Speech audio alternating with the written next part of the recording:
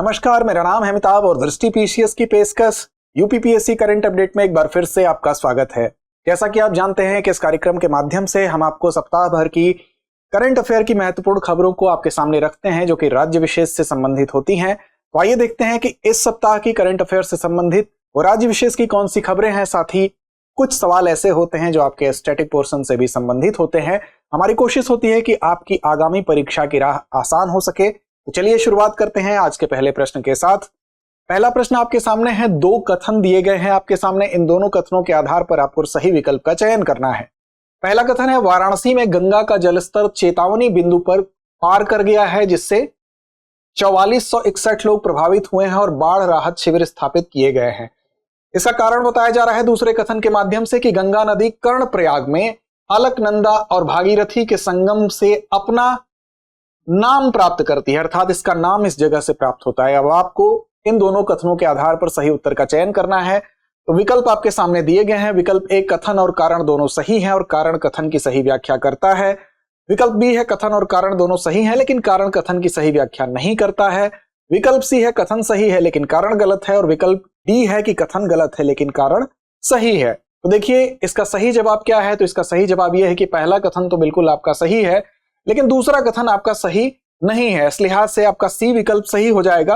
व्याख्या पक्ष को देख लेते हैं। तो देखिए, वाराणसी में गंगा का जलस्तर बढ़ा है, वर्तमान में ये खतरे के निशान से ऊपर है। इसके लिए सरकार के द्वारा प्रयास भी किए जा रहे हैं। अगर आप देखें तो 70.76 मीटर तक इसकी जो स्थिति है वो इस सीमा तक पहुंच गई है और जो खतरे की निशानी, जो चेतावनी सीमा है वो 70.26 मीटर ही है, अर्थात इससे ऊपर गंगा का जल है। तो पहला कथन आपका सही है। अब इस बाढ़ में कुल 4461 व्यक्ति प्रभावित हैं। निचले क्षेत्रों में नावों का भी उपयोग हो रहा है। इसके लिए बाढ़ राहत शिविर की भी स्थापना की जा रही है। कुल 46 शिविर लगे हुए हैं, 14 इसमें से सक्रिय भी हैं।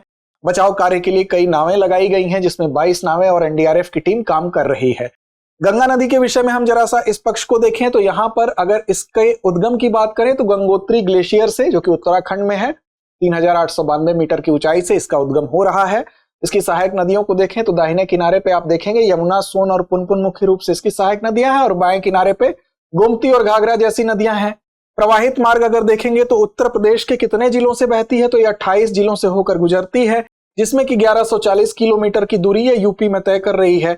इसके बाद अगर आप देखें तो इसके मुख्य स्रोत कई छोटी छोटी धाराएं हैं जो कि अलग अलग जगहों पर एक दूसरे से मिलती हैं, जिसमें कि अलकनंदा, धौली गंगा, पिंडार, मंदाकिनी और भीलंगना, ये सब मिलने के बाद आपको दिखाई देगा कि ये सारी गंगा की जो ये धाराएं आपस में मिलती हैं और बाद में मैदानी एरिया में जाके गंगा एक विशाल रूप को धारण करती हैं।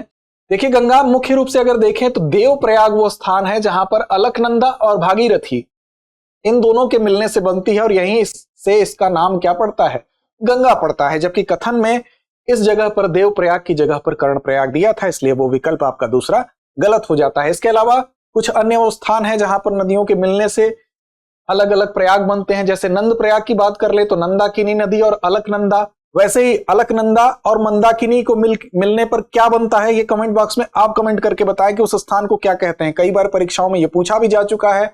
वैसे ही एक स्थान कर्णप्रयाग है जो कि पिंडर नदी और अलकनंदा नदी का संगम है। वहीं विष्णु प्रयाग की अगर बात कर ले तो धौली गंगा नदी और अलकनंदा नदी जहां मिलती है उस स्थान को कहते हैं।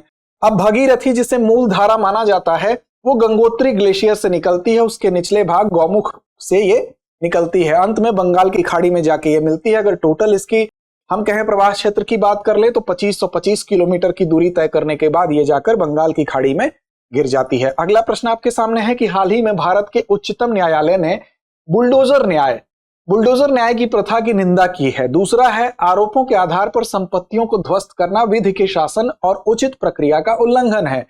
इसके आधार पर आपको सही विकल्प का चयन करना है। विकल्प आपके सामने है। कथन और कारण दोनों सही हैं, कारण कथन का सही स्पष्टीकरण है। बी कहता है कथन और कारण दोनों सही हैं लेकिन कारण कथन का सही स्पष्टीकरण नहीं है।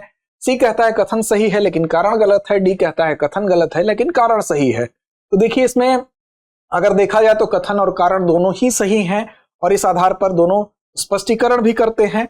अब पहले का दूसरा स्पष्टीकरण भी करता है। अब देखिए, बुलडोजर न्याय का अर्थ क्या है। तो बुलडोजर न्याय, जो कि हाल ही में कुछ राज्यों में देखी गई एक प्रवृत्ति थी, इसमें यह था कि उचित जो कानूनी प्रक्रिया का पालन नहीं माना है इसको सुप्रीम कोर्ट ने। सुप्रीम कोर्ट का यह कहना है, अगर कोई व्यक्ति संदिग्ध है तो उसकी संपत्ति पर बुलडोजर चलाने का जो सिस्टम था, बुलडोजर चलाने की जो प्रवृत्ति देखी गई है वो उचित नहीं है। इस पर माननीय सुप्रीम कोर्ट ने टिप्पणी की है और उन्होंने कहा है कि कुछ राज्यों में, जिसमें कि उत्तर प्रदेश, दिल्ली, मध्य प्रदेश, गुजरात, असम, महाराष्ट्र जैसे राज्य थे, जहां पर इस प्रवृत्ति को देखा गया है, ये निंदनीय है। और यहां पर यह कहा गया कि जितने भी न्यायिक निर्णय पहले के रहे हैं उन न्यायिक निर्णयों का भी हवाला दिया गया है और यह बताया गया है कि उनके भी आधार पर एक उचित प्रक्रिया शब्द का इस्तेमाल किया जाता है। यह उस उचित प्रक्रिया का उल्लंघन है। जैसे यहां पर सुदामा सिंह बनाम दिल्ली सरकार और अजय मैकन बनाम भारत संघ जैसे महत्वपूर्ण न्यायिक निर्णयों का उल्लेख किया गया है। अब न्यायालय की आलोचना क्या थी? न्यायालय ने कहा कि भारत का जो उच्चतम न्यायालय है उसने हाल ही में इस प्रथा की निंदा करते हुए कहा कि केवल आरोपों के आधार पर आप किसी की संपत्ति को ध्वस्त करते हैं तो यह विधि के शासन के का उल्लंघन है, विधि के शासन के विपरीत है। साथ ही साथ कभी कभी यह होता है कि अतिक्रमण के नाम पर ऐसी संपत्तियों को गिराया जाता है, ध्वस्त किया जाता है। तो यह भी कहा गया कि संपत्तियों का जो ध्वस्तीकरण होता है, ये अनधिकृत निर्माण या अतिक्रमण के खिलाफ कार्रवाई के तौर पर ये जो चीजें गिराई जाती हैं उसको भी उचित, उसके आधार पर उचित ठहरा दिया जाता है। तो इसमें भी उचित कानूनी प्रक्रिया का पालन करना आवश्यक है, अर्थात कानूनी प्रक्रिया के नियत रहते हुए उसके आधार पर यह प्रक्रिया की जाती है, तभी वो ठीक होती है। अन्यथा उसके आधार पर किसी की संपत्ति को ध्वस्त करना ठीक नहीं है। उसकी आलोचना सुप्रीम कोर्ट द्वारा की गई है। अगला प्रश्न है, उत्तर प्रदेश के मुख्यमंत्री ने वंचित छात्रों के लिए शिक्षा के अवसर बढ़ाने हेतु अटल आवासीय विद्यालयों का विस्तार करने की घोषणा की है। दूसरा आपका कथन है कि वर्तमान में 15 अटल आवासीय विद्यालय हैं और इसका विस्तार चरणबद्ध तरीके से न्याय पंचायत स्तर तक किया जाएगा। इसमें आपको बताना है कि कथन और कारण के आधार पर सही विकल्प चुनिए। विकल्प आपके सामने है कि दोनों कथन और कारण सही है, कारण कथन का सही स्पष्टीकरण है। दोनों कथन और कारण सही है लेकिन कारण कथन का सही स्पष्टीकरण नहीं है। तीसरा विकल्प है कि कथन सही है लेकिन कारण गलत है। चौथा है कि कथन गलत है लेकिन कारण सही है। तो देखिए, इसमें जो पहला कथन है वो बिल्कुल सही है। उत्तर प्रदेश के मुख्यमंत्री ने वंचित जितने छात्र होते हैं, जो कि शिक्षा से वंचित रह जाते हैं, जो गरीब छात्र हैं, उनके लिए शिक्षा के अवसर को बढ़ाने के लिए अटल आवासीय विद्यालयों का विस्तार करने की घोषणा की है। यह कथन आपका बिल्कुल सही है। दूसरा जो कथन आपका है उसमें कहा जा रहा है कि वर्तमान में 15 अटल आवासीय विद्यालय हैं, तो यह कथन सही नहीं है। दरअसल ये संख्या जो है वो 15 नहीं बल्कि 18 है। तो व्याख्या पक्ष देख लेते हैं। इसमें आपका पहला कथन सही है, दूसरा गलत है। तो देखिए, वर्तमान में 18 अटल आवासीय विद्यालय संचालित हैं। तो पहला कथन तो आपका सही है लेकिन दूसरा गलत है। अब जो विस्तार की योजना बनाई गई है, उस विस्तार की योजना में क्या क्या है, तो ये विस्तार चरणबद्ध तरीके से किया जाएगा। इसमें यह है कि अभी जो पहले चरण के बाद जो दूसरा चरण होगा अगले शैक्षणिक सत्र में, इसमें 57 जिलों में स्कूलों की योजना है कि 57 जिलों में हम इन स्कूलों को बनाएंगे। उसके बाद तीसरा चरण जो होगा उसमें हम 350 तहसीलों तक इसका विस्तार करेंगे। फिर जो चौथा चरण होगा उस चौथे चरण में हम 825 विकास खंडों तक इसको ले जाएंगे। और जो पांचवां चरण होगा, पांचवें चरण में हम फिर से न्याय पंचायत स्तर तक पहुंच जाएंगे और न्याय पंचायत स्तर पर जाकर इस प्रकार के जो विद्यालय हैं, इन विद्यालयों का निर्माण होगा। तो हम कह सकते हैं जो वंचित छात्रों के लिए अटल आवासीय विद्यालय हैं, इसको पांचवें चरण तक जाने के साथ साथ न्याय पंचायत स्तर तक विस्तार करने की योजना है। अब विद्यालय की विशेषता क्या है, तो पहले तो सबसे पहले हम इनका किनके नाम पर है तो आप सभी जान रहे हैं, पूर्व प्रधानमंत्री अटल बिहारी वाजपेयी के नाम पर यह स्थापित है। इसका उद्देश्य क्या है, तो जो समावेशी शिक्षा के लिए मानक स्थापित करने के लिए निरक्षरता के अभाव से निपटने के लिए इसको डिजाइन किया गया है कि जो भी निरक्षरता है उससे हम कैसे बेहतर तरीके से निपटें, जो वंचित वर्ग है वहां तक शिक्षा पहुंचे, शिक्षा का स्वरूप समावेशी हो सके। साथ ही साथ नए स्कूलों में क्या होगा, 1 से 12 तक के छात्रों के लिए यह व्यवस्था बनाई जाएगी। साथ साथ उसमें बाल वाटिकाएं भी बनाई जाएगी, उनको खेलने के लिए जगह भी होगी। साथ ही अर्धवार्षिक बैठकें भी आयोजित होंगी और इन बैठकों में क्या होगा, अभिभावकों के साथ संवाद किया जाएगा और अभिभावकों को सूचित रखने की योजना बनाई जाएगी कि क्या वहां पर स्थिति चल रही है, उनसे फीडबैक भी लिया जाएगा। इस विस्तार योजना में उत्तर प्रदेश के मुख्यमंत्री द्वारा जो वंचित छात्र हैं उनके लिए शिक्षा के अवसर को कैसे विस्तार किया जा सके, इस उद्देश्य के साथ इस योजना का विस्तार करने की घोषणा की गई है। अगला प्रश्न है, हाल ही में लखनऊ में एनआईए न्यायालय द्वारा किस अपराध में इस्लामिक विद्वान और 11 अन्य को आजीवन कारावास की सजा सुनाई गई है? विकल्प ए मानव तस्करी, विकल्प बी अवैध धर्मांतरण, विकल्प सी नशीले पदार्थों की तस्करी या विकल्प डी बैंक धोखाधड़ी। इसका सही विकल्प क्या है? अवैध धर्मांतरण के मामले में यह सजा सुनाई गई है। हाल ही में क्या हुआ है कि लखनऊ में जो राष्ट्रीय अन्वेषण अभिकरण है, एनआईए है, उस न्यायालय ने अवैध धर्मांतरण के खिलाफ इस सजा को सुनाया जिसमें कि इस्लामिक विद्वान और 11 अन्य को आजीवन कारावास की सजा दी गई। अब इसमें यह कहा गया कि इन लोगों ने कुछ ऐसी धाराओं का उल्लंघन किया जिसके आधार पर उनको ये सजा सुनाई गई है, जिसमें कि धारा 121A जो है कि राज्य के विरुद्ध अपराध की साजिश करने पर सजा का प्रावधान करता है। धारा 123 युद्ध छेड़ने की योजना को छिपाने के संदर्भ में है। वैसे ही धारा 153 है जो धर्म के आधार पर दुश्मनी को बढ़ावा देने के आरोप के आधार पर यह लगाई जाती है। इन धाराओं का आरोप था। अब राष्ट्रीय अन्वेषण अभिकरण या NIA के विषय में थोड़ा जान लेते हैं। तो ये क्या है? ये भारत की एक केंद्रीय आतंकवाद निरोधी कानून प्रवर्तन एजेंसी है। इसका काम क्या है? आतंकवाद या आतंकवाद से संबंधित जो गतिविधियां हैं उनको बढ़ने से कैसे रोका जाए, ये इसका मुख्य रूप से काम है। भारत की संप्रभुता, सुरक्षा और अखंडता को कैसे बेहतर बना के रखा जा सके, उसको अक्षुण्ण रखा जा सके, इसके लिए अपराधों की जांच करने का इसके पास अधिकार है। और इसमें क्या क्या शामिल है, किन किन कंडीशन में ये काम कर सकता है? तो अगर कोई विदेशी कह सकते हैं राज्यों के साथ मैत्रीपूर्ण संबंध बनाता है और अपने देश के खिलाफ किसी गतिविधि में संलिप्त होता है, तो परमाणु और नाभिकीय सुविधाओं के विरुद्ध कोई काम ऐसा प्रतीत होता है, या हथियार, नशीले पदार्थ और जाली भारतीय मुद्रा की तस्करी का काम अगर कोई करता है, तो या संयुक्त राष्ट्र और उसकी एजेंसियों या अन्य अंतर्राष्ट्रीय संगठनों की जो अंतर्राष्ट्रीय संधि, समझौते या अभिसमय हैं, उनके तहत कोई भी प्रस्ताव लागू करने के लिए बनाए गए वैधानिक कानूनों के अंतर्गत अगर कोई अपराध है तो उसमें भी NIA अपनी एक्टिविटी कर सकता है, उस पर कार्रवाई कर सकता है। इसका गठन कब हुआ? तो राष्ट्रीय अन्वेषण अभिकरण अधिनियम 2008 के तहत इसका गठन किया गया था। मुख्यालय इसका नई दिल्ली में है और इसको गृह मंत्रालय की लिखित घोषणा के तहत राज्यों की विशेष अनुमति के बिना राज्यों में आतंकवाद से संबंधित अपराधों की जांच करने के लिए भी अधिकार मिला हुआ है। ये जांच राज्यों में भी कर सकता है अगर ऐसी गतिविधि में किसी को संलिप्त पाता है तो। अगला प्रश्न है, उत्तर प्रदेश सरकार द्वारा डेटा सेंटर स्थापित करने का मुख्य उद्देश्य क्या है? विकल्प आपके सामने है। आर्थिक विकास को बढ़ावा देना, B सुरक्षित डेटा भंडारण को बढ़ावा देना, विकल्प C कृषि क्षेत्र को सुदृढ़ करना, या विकल्प D पर्यटन को प्रोत्साहित करना। तो इसका सही उत्तर क्या है? सुरक्षित डेटा भंडारण को बढ़ावा देना। देखिए, निवेश लक्ष्य की अगर बात करें तो उत्तर प्रदेश का लक्ष्य है कि 30,000 करोड़ रुपए के कुल निवेश के साथ 8 डेटा केंद्र स्थापित करने के लिए जो निजी कंपनियां हैं, जो प्राइवेट कंपनियां हैं, उनको आकर्षित किया जाए। कौन कौन सी प्राइवेट कंपनियां हैं? तो इसमें हीरानंदानी समूह है, अडानी समूह है, एनटीटी जापान है, वेबवर्क्स जैसी कंपनियां हैं जो कि इसमें जिनको आमंत्रित किया जाएगा। अब उत्तर प्रदेश की संशोधित डेटा सेंटर नीति अब अधिक निवेश आकर्षित करने के लिए 8 डेटा सेंटर पार्कों तक भी अपनी दोहरी ग्रिड आपूर्ति का विस्तार करेगी। तो ये इसका उद्देश्य है और मुख्य रूप से अगर हम देखें तो ये बढ़ती आवश्यकताओं को देखते हुए ये कोशिश की जाएगी कि ज्यादा से ज्यादा डेटा का जो इंपॉर्टेंस है उसकी वृद्धि को देखते हुए ये कदम उठाने की तरफ प्रयास किया जा रहा है। साथ ही साथ आप देखें जो अपतटीय डेटा भंडारण से सुरक्षा जोखिम बढ़ रहा है, जिससे संवेदनशील जानकारी जैसे बैंकिंग सेक्टर हो गया, सोशल मीडिया हो गया, स्वास्थ्य का सेक्टर हो गया, इन सभी सेक्टर में जो साइबर हमले हैं उनके प्रति जो हमारी संवेदनशीलता है उसको देखते हुए, उन खतरों को देखते हुए इस क्षेत्र में निवेश करने के बारे में सोचा गया है। इसलिए डेटा केंद्र भारत के बढ़ते डिजिटल डेटा के लिए एक उन्नत सुरक्षा तंत्र विकसित करने की दिशा में काम करेंगे, इसलिए यह प्रयास हो रहा है।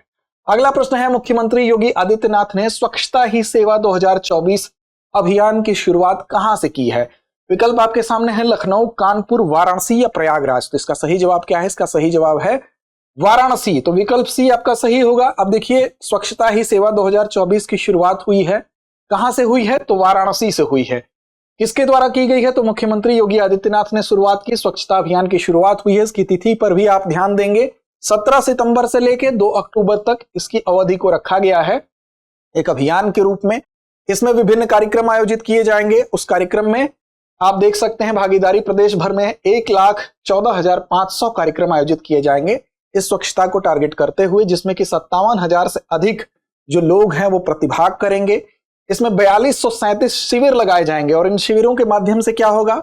इन शिविरों के माध्यम से जो सफाई मित्र हैं उनका स्वास्थ्य परीक्षण होगा, सरकारी योजनाओं का लाभ देने की उनको व्यवस्था की जाएगी। इस अभियान में कई गतिविधियां शामिल होंगी, कई एक्टिविटीज होंगी। उन एक्टिविटीज की अगर बात करें, जैसे साफ सफाई की व्यवस्था होगी, नालियों की सफाई, जल निकासी व्यवस्था, शुद्ध पेयजल की उपलब्धता कैसे सुनिश्चित हो, इस दिशा में प्रयास होगा। सुबह 5 बजे से 8 बजे तक का समय रोज सफाई के लिए निर्धारित किया गया है। प्रत्येक मोहल्ले और वार्ड की सड़कों गलियों में सफाई के लिए बीट बनाई जाएगी। ऑनलाइन ऑफलाइन दोनों तरीके से इसकी मॉनिटरिंग की जाएगी जो प्रमुख बाजार होंगे, जो सार्वजनिक स्थान होंगे जहां पर गंदगी होने की संभावना ज्यादा होती है, वहां पर बस हो गए, रेलवे स्टेशन हो गए, सांस्कृतिक और पर्यटन स्थल हो गए, उन सब के पास भी शाम को 4 बजे से रात को 8 बजे तक सफाई की जाएगी। तो ये एक अभियान के रूप में इसको स्वच्छता को बढ़ावा देने की दिशा में कोशिश की जाएगी इस पूरे पीरियड में। वो टाइम पीरियड क्या है आपको बताया गया कि 17 सितंबर से लेकर कितने अक्टूबर तक, तो इसको आप ध्यान जरूर रखेंगे, इस अवधि को आप ध्यान रखेंगे 2 अक्टूबर तक। जैसा कि आपको पता होगा, कमेंट बॉक्स में कमेंट करके बताएं कि जो स्वच्छ भारत मिशन है उसकी शुरुआत कब हुई थी, तिथि के साथ बताएंगे। अगला प्रश्न है, एशिया की दूसरी सबसे बड़ी लाइब्रेरी मानी जाने वाली मौलाना आजाद लाइब्रेरी की स्थापना किस वर्ष की गई थी? विकल्प आपके सामने हैं, 1877, 1960, 1950 या 1947। तो सही विकल्प क्या है? सही विकल्प है 1877। देखिए, जो एशिया की दूसरी सबसे बड़ी लाइब्रेरी है जिसका नाम मौलाना आजाद लाइब्रेरी है, जैसा कि आप जानते हैं मौलाना आजाद स्वतंत्रता सेनानी तो थे ही, भारत के शिक्षा मंत्री थे, पहले शिक्षा मंत्री थे। साथ ही साथ मौलाना अबुल कलाम आजाद के नाम पे ही इस लाइब्रेरी का नाम मौलाना आजाद लाइब्रेरी रखा गया है। इसको एशिया की दूसरी सबसे बड़ी लाइब्रेरी भी कहा जाता है। 1877 में लॉर्ड लिटन ने इसकी बुनियाद रखी थी। भारत के पहले शिक्षा मंत्री मौलाना अबुल कलाम आजाद के नाम पर इसका नाम रखा गया। स्थान कहां पर है? तो ये अलीगढ़ मुस्लिम विश्वविद्यालय के अंदर स्थित है, एक 7 मंजिला इमारत है। क्षेत्रफल की बात करें तो 4.75 एकड़ में फैली है। इसमें लान और बगीचों के बीच में यह स्थित है। इसमें अगर हम कलेक्शन की बात करें तो 15 लाख प्रिंट संग्रह हैं, जिसमें कि 13,81,782 किताबें शामिल हैं। इसमें पांडुलिपियां रखी गई हैं जो कि उर्दू, फारसी, संस्कृत, अरबी भाषाओं में, जो दुर्लभ पांडुलिपियां हैं जिनका पूरे विश्व में अपना एक विशिष्ट स्थान है। अगर हम बात करें तो कुरान की एक यहाँ प्रति रखी गई है, 14 वर्ष से अधिक पुरानी है। फैजी द्वारा श्रीमद् भागवत गीता का जो फारसी अनुवाद है वो भी यहाँ रखा गया है। साथ ही साथ यहाँ पर रोजाना 8,000 लोग लाइब्रेरी का दौरा करते हैं। बैठने की क्षमता की बात करें तो एक साथ लगभग 2,000 लोग यहाँ बैठ सकते हैं। इसके अलावा और भी कई खासियत है। इसमें 2 बजे तक, सुबह 8 बजे से 2 बजे तक खुलती है, रात को 2 बजे तक। यह लाइब्रेरी न केवल विशालता और ऐतिहासिक महत्व के लिए फेमस है, बल्कि यहाँ पर जो विभिन्न स्कॉलर्स, विद्वान हैं, शोधकर्ता हैं, आम लोगों के लिए भी एक ज्ञान का महत्वपूर्ण केंद्र है। तो याद रखेंगे इसके संबंध में ये तथ्य, और ये आपसे पूछा भी जा सकता है। और उद्घाटन कब हुआ था इसका, सबसे महत्वपूर्ण चीज ये है। तो देखिए, इसकी बुनियाद जरूर 1870 में वायसराय लॉर्ड लिटन के समय रखी गई थी, लेकिन इसका उद्घाटन हुआ था 1960 में, जो प्रथम प्रधानमंत्री पंडित जवाहरलाल नेहरू के समय में। तो ये तथ्य थे। अंत में इस हमारी परिपाटी होती है इस कार्यक्रम के अंत में एक अभ्यास प्रश्न, जिसकी जिम्मेदारी हम आप पर छोड़ते हैं। तो इस कार्यक्रम का अभ्यास प्रश्न आपके सामने है और आपसे उम्मीद करते हैं कि इसका सही जवाब देंगे आप। कर्णप्रयाग किन 2 नदियों के मिलन स्थल पर स्थित है? विकल्प है आपके सामने, गंगा और यमुनोत्री, भागीरथी और अलकनंदा, पिंडर और अलकनंदा या कुमाऊं और भागीरथी। तो आप इसका सही और सटीक जवाब जरूर देंगे, यह हमें उम्मीद ही नहीं विश्वास है। तो लड़ते रहें, अपने लक्ष्य की ओर बढ़ते रहें। डियर व्यूअर्स, अपने एग्जाम की तैयारी को और बेहतर करने के लिए हमारे चैनल को लाइक, शेयर और सब्सक्राइब करना न भूलें।